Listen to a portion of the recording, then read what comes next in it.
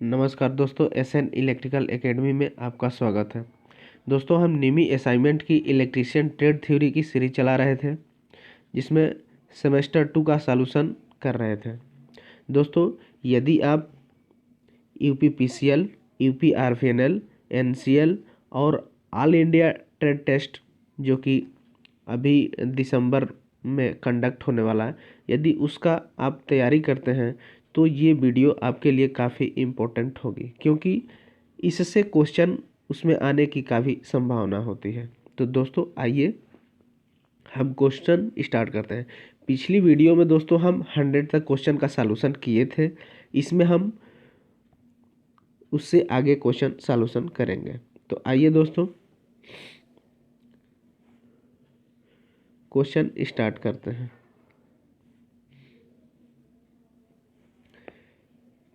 एक 101 क्वेश्चन है। यदि अर्थ पाइप की लंबाई बढ़ जाती है तो अर्थ के प्रतिरोध के मान पर क्या प्रभाव होगा।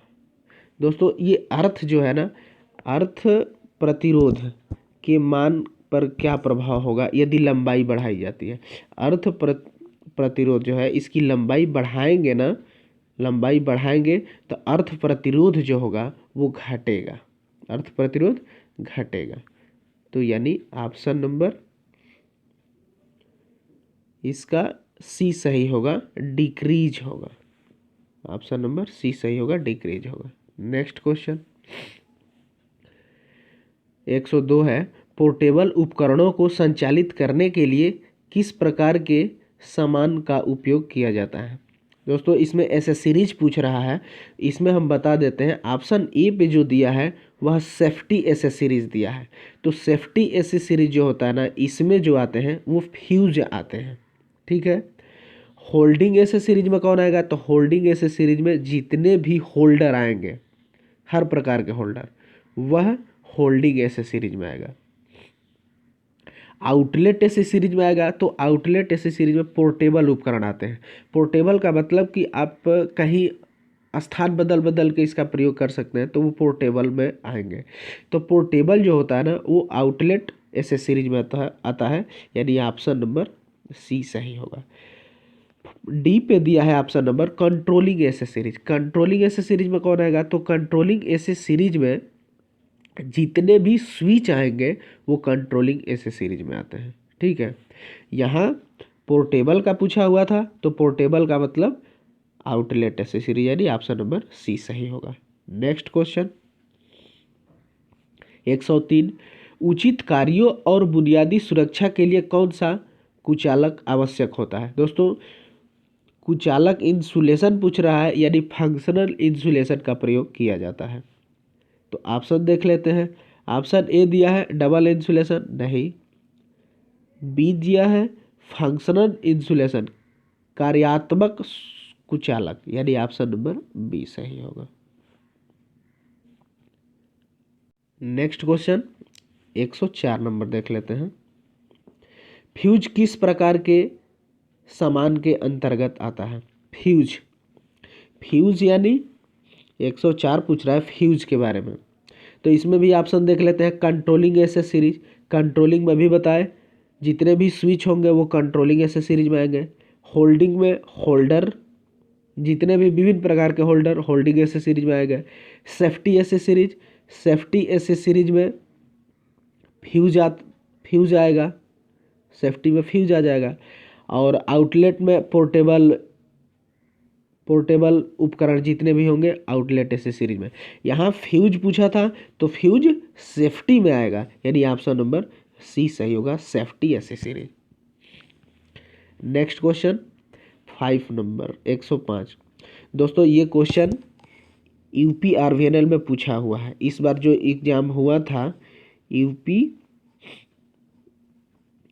आरवीएनएल, इसमें ये क्वेश्चन पूछा हुआ है। 105 नंबर, ईसीसी का फुल फॉर्म क्या होगा। अर्थ कंटिन्यूटी कंडक्टर, यानी ऑप्शन जो है इसका बी सही है, earth continuity conductor. Option number B सही है। नेक्स्ट क्वेश्चन 106 नंबर, हाइलोजन लैंपों के लिए कौन सी प्रकार की सीरीज एमसीबी प्रयोग की जाती है। हाइलोजन लैंपों के लिए जी सीरीज का प्रयोग किया जाता है। ठीक है, यानी ऑप्शन नंबर बी सही होगा, जी सीरीज। अब डीसी सीरीज जो दिया है इसका प्रयोग कहाँ करेंगे, तो इसका डीसी मोटर में करते हैं, डीसी सीरीज एमसीबी का। ठीक है, जी सीरीज का प्रयोग फ्रिज में भी करते हैं। ठीक है, और एयर कंडीशनर में भी प्रयोग करते हैं। ठीक है, फिलहाल यहाँ पूछा था हाइलोजन लैंप का, तो जी सीरीज होगा, ऑप्शन नंबर बी सही होगा। नेक्स्ट क्वेश्चन 107 नंबर, 300 वाट से ऊपर के लैंपों के लिए किस प्रकार के लैंप धारक का उपयोग किया जाता है। दोस्तों, वाटेज क्षमता के हिसाब से लैंप का जो प्रकार होता है वो 3 प्रकार का होता है। पहला जो होता है बायोनेट कैप लैंप होल्डर, दूसरा होता है Edison screw type lamp holder, और तीसरा जो होता है Goliath Edison screw type lamp holder. BioNTech cap lamp holder का प्रयोग जो है उसका हम प्रयोग 200 वाट तक करते हैं। Edison screw type lamp holder जो होता है ये 200 से ऊपर और 300 तक करते हैं, और Goliath Edison screw type lamp holder जो है ना ये 300 से ऊपर के लिए करते हैं। ठीक है, यहाँ क्वेश्चन पूछा है कि 300 वाट से ऊपर के लिए, यानी Goliath Edison screw type lamp holder, यानी इसका ऑप्शन नंबर बी सही होगा, Goliath Edison screw type lamp holder. Next question 108 number, AWG का विस्तार क्या है। AWG अमेरिकन वायर गेज होता है, इसका जो रेंज होता है 0 से 36 होता है। ठीक है, अब इसमें क्या है कि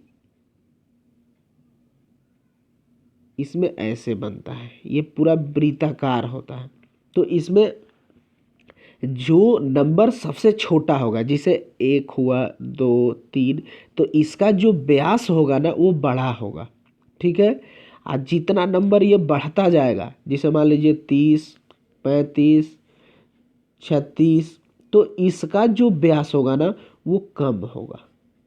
कम नंबर का व्यास ज़्यादा और अधिक नंबर का व्यास कम कम होगा। ठीक है, तो यहाँ जो पूछा था AWG यानी अमेरिकन वायर गेज, तो अमेरिकन वायर गेज यानी ऑप्शन नंबर ए सही है, American wire gauge. Next question 109, BIS प्रतीक का नाम क्या है, इसका नाम पूछ रहा है। ऑप्शन देख ले, तो ऑप्शन ए है लैंप, तो लैंप का ये होता है। ठीक है, टू वे स्विच का जो है सिंबल ये ऐसे होता है, टू वे स्विच हो गया। अगला देख लेते हैं इंटरमीडिएट स्विच ही ऐसे होता है और ये ऐसे होता है, ये इंटरमीडिएट स्विच होता है। ठीक है, और ऑप्शन डी जो दिया है बहुस्थिति जो स्विच होता है ना ये ऐसे होता है, बहुस्थिति। तो यहाँ इंटरमीडिएट स्विच पूछा था, तो ऑप्शन नंबर सी सही हो जाएगा, इंटरमीडिएट स्विच में यदि टर्मिनल पूछता तो टर्मिनल 4 हो जाता है। ठीक है, नेक्स्ट क्वेश्चन 110,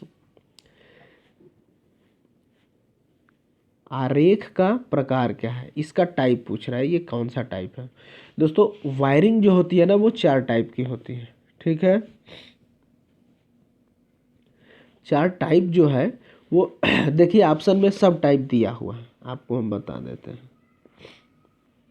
पहला जो दिया है वह वायरिंग डायग्राम है, ये होता है। बी जो दिया है सर्किट डायग्राम का दूसरा नाम होता है स्कीमेटिक डायग्राम।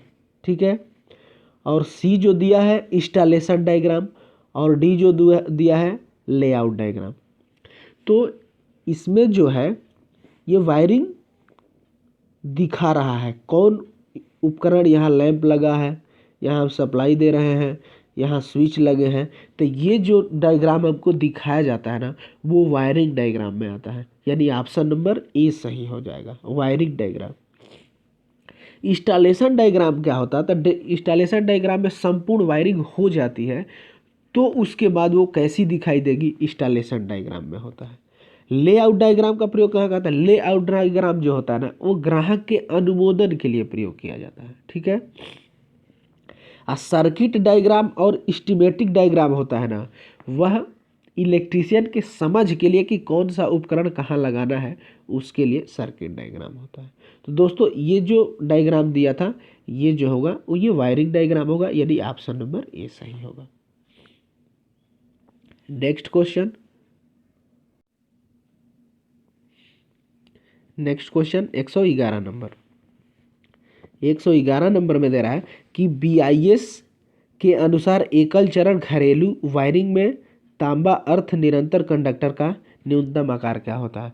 अर्थ कंटिन्यूटी कंडक्टर का जो आकार होता है 1.5 mm स्क्वायर होता है, ठीक है। यानी ऑप्शन नंबर डी सही होगा। नेक्स्ट क्वेश्चन 112 नंबर, मौजूदा अर्थ संयोजन में अर्थ प्रतिरोध मान को कम करने के लिए किस पद्धति का प्रयोग किया जाता है? अर्थ प्रतिरोध का मान कम करना है, तो कम करना है तो इसकी लंबाई बढ़ा देंगे, यानी गहराई ज़्यादा हो जाएगी तो इसमें नमी मिल जाएगी, या इसके आसपास हम इसकी नमी को बढ़ा देंगे, यानी जल का प्रयोग कर देंगे, ठीक है। ऑप्शन देख लेते हैं। ऑप्शन ए है इलेक्ट्रोड की लंबाई बढ़ाना, ठीक है। धरती के गड्ढों में हमेशा गीली स्थिति में रखना, ठीक है।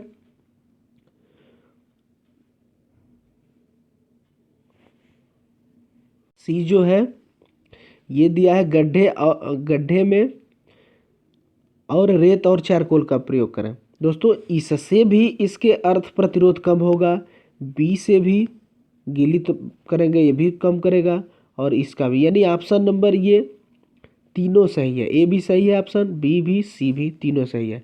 व्यास बढ़ाने से प्रतिरोध कम नहीं होता है, यानी ये गलत है। नेक्स्ट क्वेश्चन 113 नंबर, अर्थ प्रतिरोध परीक्षण का उपयोग करके अर्थ प्रतिरोध को मापने के लिए एसी की आवश्यकता क्यों होती है? एसी की आवश्यकता जो होती है ना अर्थ प्रतिरोध मापने के लिए, वह इलेक्ट्रोलाइटिक ईएमएफ के इंटरफेरेंस को दूर करने के लिए प्रयोग किया जाता है। यानी ऑप्शन देख लेते हैं। करंट का नियमन करें, नहीं। वोल्टेज पात बढ़ाएं, नहीं। वोल्टेज पात घटाएं, नहीं। विद्युत अपघट्य विवा बल को हटाना, यानी इलेक्ट्रोलाइटिक ईएमएफ इंटरफेरेंस को दूर करना, यानी ऑप्शन नंबर डी सही होगा। नेक्स्ट क्वेश्चन, एसी एकल फेज वायरिंग परिपथ के वोल्टेज पात को निकालने का सूत्र क्या होता है? दोस्तों ओम का नियम पढ़े होंगे, R = V/I होता है, ठीक है। ये प्रतिरोध हुआ, ये वोल्टेज हुआ, ये करंट हुई। प्रतिरोध का मात्रक ओम होता है, वोल्टेज का वोल्ट होता है, और करंट का एम्पियर होता है। यहाँ वोल्टेज ड्रॉप पूछ रहा है, यानी V का मान पूछ रहा है, तो V का मान यहाँ से निकालेंगे ना तो क्रॉस मल्टीप्लीकेशन कर देंगे, क्रॉस यानी V = IR हो जाएगा, ठीक है। ऑप्शन देख लेते हैं। ऑप्शन ए है V वोल्टेज ड्रॉप = IR, यानी ऑप्शन नंबर ए सही हो जाएगा। नेक्स्ट क्वेश्चन देख लेते हैं। नेक्स्ट क्वेश्चन 115 नंबर है। आईई नियमों के अनुसार पावर उप परिपथ के लिए अधिकतम अनुमत। दोस्तों इसमें हम समझा देते हैं। पावर परिपथ, पावर और light and fan, light and fan. Power परिपथ है तो इसके लिए जो टोटल लोड होगा ना वो 3000 वाट होता है, ठीक है। और इसमें पॉइंट जो होते हैं 2 पॉइंट होते हैं। अब इसमें कापर का अगर साइज पूछेगा तो कापर का साइज 1.5 mm² होता है। अगर एल्युमिनियम का पूछ रहा है तो 2.5 mm² होता है। पावर के लिए इतना डाटा हुआ। लाइट एंड फैन में क्या है? लाइट एंड फैन में अगर टोटल पावर पूछता लोड तो वह 800 वाट हो जाता। ठीक है, पॉइंट पूछता तो वो 10 पॉइंट हो जाता है। ठीक है, इसमें कापर का साइज पूछता तो कापर के 1 mm² होता है, और अगर एल्युमिनियम का पूछता तो 1.5 mm² हो जाता है। ठीक है, तो यहाँ पूछा है पावर उप परिपथ का टोटल लोड यानी 3000 वाट होगा, यानी ऑप्शन नंबर डी सही है, 3000 वाट। 116 नंबर, उपभोक्ता मुख्य बोर्ड में सेवा संयोजन आपूर्ति किस स्थान से जोड़ता है। दोस्तों, जो कनेक्शन लेता है वह जो कनेक्शन होता है वो एनर्जी मीटर से लेता है, तो कटआउट से नहीं, मुख्य स्विच से नहीं, ऊर्जा मीटर यानी एनर्जी मीटर से। ऑप्शन नंबर डी सही होगा। दोस्तों, ये एनर्जी मीटर जो होता है ना वो किस टाइप के इंस्ट्रूमेंट में आता है, तो समाकलन यंत्र में, इंटीग्रेटेड इंस्ट्रूमेंट में आता है। ये क्वेश्चन पूछता है कि एनर्जी मीटर किस इंस्ट्रूमेंट में आता है, तो यह इंटीग्रेटेड इंस्ट्रूमेंट में आता है। ठीक है, 117 नंबर क्वेश्चन है, घरेलू वायरिंग स्थापना का ये परीक्षण क्या दिखाया गया है। यहाँ देख रहे हैं कि ये सर्किट पैनल हुआ। ठीक है, यहाँ निकाल के ये लिंब हो जाएगा, ये मेन स्विच बोर्ड हो गया।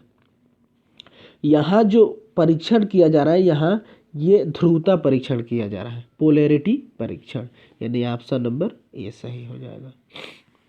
नेक्स्ट क्वेश्चन 118 नंबर, घरेलू वायरिंग स्थापना के अनुमानित रिसाव वर्तमान क्या है।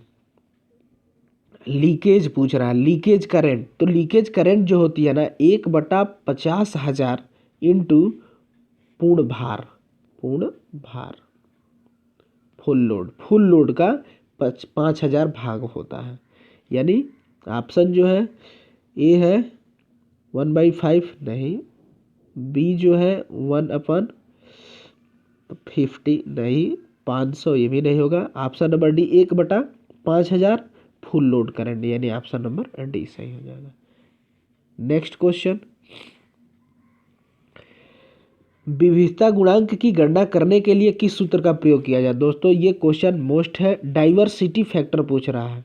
डाइवर्सिटी फैक्टर जो होता है ना वह मिनिमम एक्चुअल लोड बटा इंस्टॉलेशन लोड होता है। तो मिनिमम मैक्सिमम लोड नहीं, इंस्टॉलेशन लोड नहीं, मिनिमम एक्चुअल लोड बटा इंस्टॉलेशन लोड, यानी ऑप्शन नंबर सी सही हो जाएगा। 120 क्वेश्चन देख लेते हैं और ये आज का लास्ट क्वेश्चन होगा। नए घरेलू वायरिंग स्थापना का परीक्षण करने के लिए किस उपकरण का प्रयोग किया जाता है।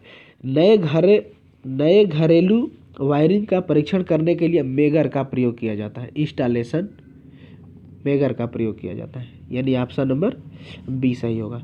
मेगर की जो आरपीएम होती है ना वो 140 से 160 आरपीएम होती है। 160 आरपीएम डाटा ये आपको कंपटीशन एग्जाम में देखने को मिलेगा। दोस्तों, इस वीडियो में हम इतना ही रखते हैं। दोस्तों, इस वीडियो को आप ज़्यादा से ज़्यादा लाइक करें, शेयर करें, और यदि आप इस चैनल पर नए हैं तो दोस्तों प्लीज़ इस चैनल को सब्सक्राइब करें। दोस्तों, इस वीडियो में बस इतना ही, तब तक के लिए बाय बाय, टेक केयर।